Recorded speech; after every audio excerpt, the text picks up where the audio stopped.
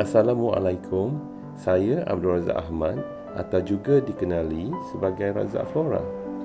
Sebagaimana yang telah saya janjikan, video kali ini saya paparkan gubahan bunga Pave secara saya.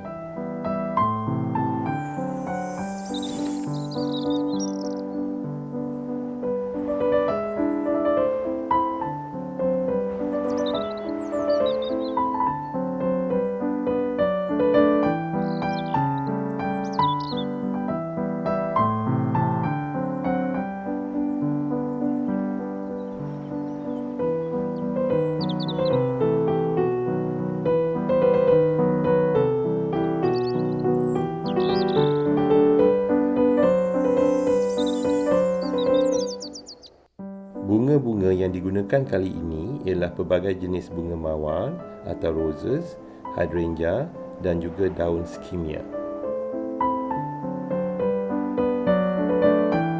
Gubahan kali ini saya gunakan warna-warna yang lembut atau pastel.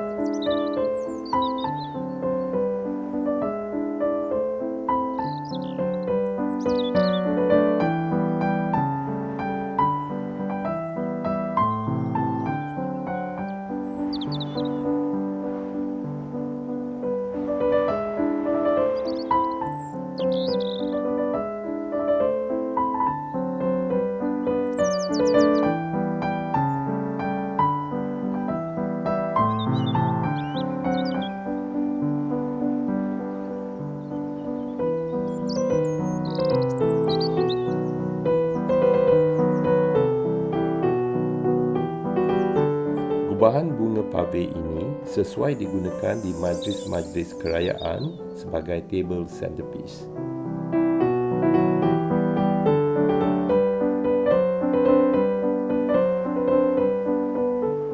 Selamat menonton dan selamat mencuba. Jangan lupa untuk subscribe dan tekan butang like serta tinggalkan komen-komen anda.